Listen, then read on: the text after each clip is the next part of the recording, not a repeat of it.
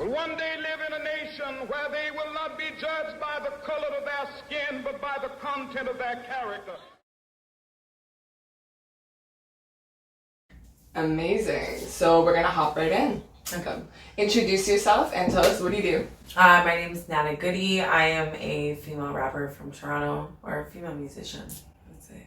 Big ups, big ups. Yeah. So what's your mix? I am predominantly Moroccan and I have 1/4 Polish. Who's what? Mom is the Polish side. Mom is Polish, dad's Moroccan. And when it comes to being Polish and Moroccan, what type of, I guess, cultural traditions did your family bring into the household? I was in a predominantly Moroccan household. Like, we grew up Moroccan. The food, the culture, family. My Polish side is actually like 1/8 like Polish, so it's really, really small. But I was never taught Polish. I never prayed in Polish. I was not, Roman Catholic. The Moroccan side was definitely more predominant, but everything was Moroccan. Food. Everybody in my family was Moroccan. Was everyone around me, So. Being a person that grew up with the Polish-Moroccan mixed identity, how would you define the word identity? Like, what does identity mean to you? It's what you feel, like what you connect to personally through your roots. As much as I do have a percentage of Polish blood in me, I'm predominantly a North African woman in Canada. But when you look at me, you don't think Polish. I don't think Polish. When I look at me, I don't identify as Polish. I'm French, Arabic, Hebrew. Was that something that you wanted to know more about growing up at all? Polish? Yeah. Did you feel like Just it had an no influence? interest? Not really. No. It wasn't something that seemed exciting, and that's no offense. Like, you know what I mean? Like, I would love to maybe go see what Poland was like. It wasn't something that. It's like when your dad tells you stories that it's like, oh, in Africa, in Casablanca, you're like, as a kid, because it's like Africa, and it's so different. Yeah. I wasn't raised Polish at all, so you really have zero identification. I have a certain identification, because it's like, when you like hear the people that were around you, like my grandmother, she's I was about to say, which family members were Polish and how did they influence you? My grandmother, she's a huge lady influence, like, for me.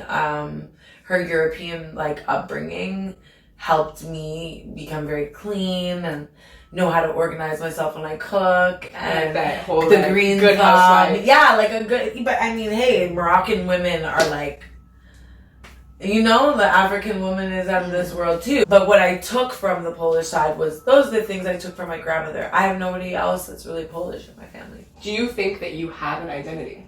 It was hard growing up, because you were like, kind of like, I would tell people I'm African, they're like, yeah, I'm black. And I'm like, what?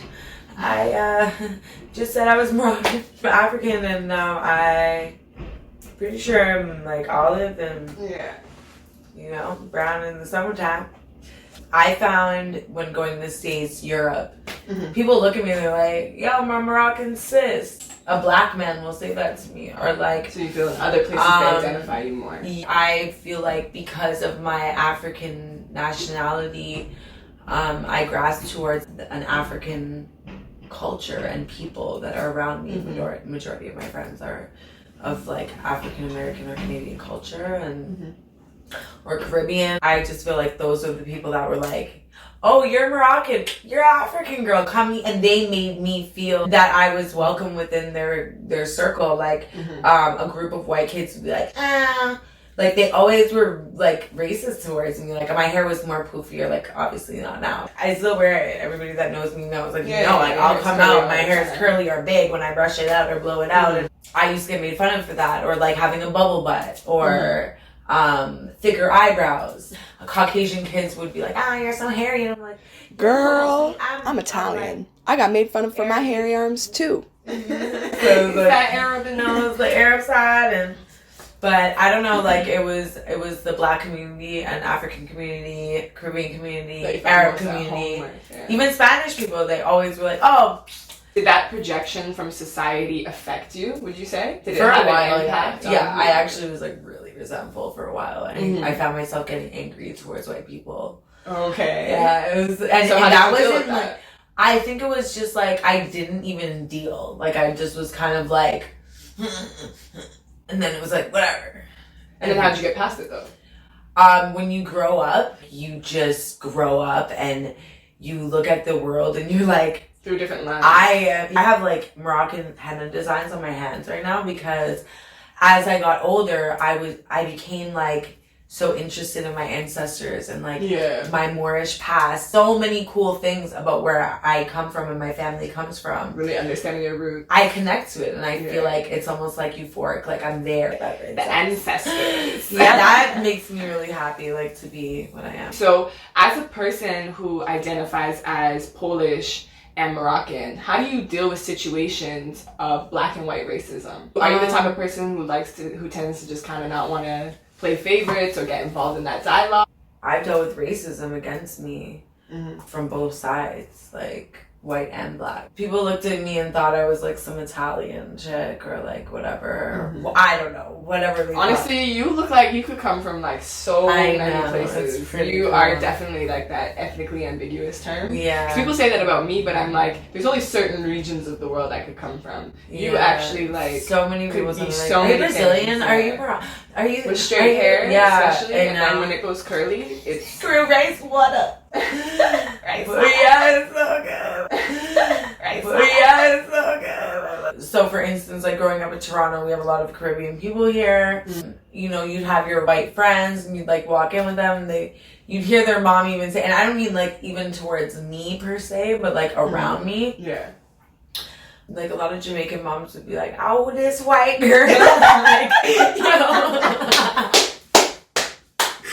This is a true story that happened to a friend of mine. Myself. Yeah, like, and it's like even if they don't even know what you are, like you're just tan, they just call you white. They walk in and his mom or her mom or whatever, they're cooking and you're like, "Hi, miss." "Oh, this white girl down the kitchen," and they're just like, "Y'all just come in people's house." I'm just trying to make you feel. I can't believe, but I've heard this before. So speaking of that situation, tell us of a "that's some shit" moment. That's some shit. So tell me about some moments where people have said things about your identity, you being mixed race, you just being who you are, that you were like, say what? Give me your top three. The worst is like but you're not black thing. When I tell somebody I'm African, and don't get me wrong, there have been black people that are like, "But you're not black." I'm like, "I'm gonna go get the map." I'm gonna show you a picture of my daddy. I'll show you what my daddy looks like. You see this like, this is my dad in Africa. You like put in like a YouTube vid like behind your hand so that they see. A lot of the time it is with white people or like people that do not know. Mm-hmm. Okay, this is one. This is super annoying. "Oh, where are you from?" "Morocco." "Iraqi?" They always hear that. Morocco.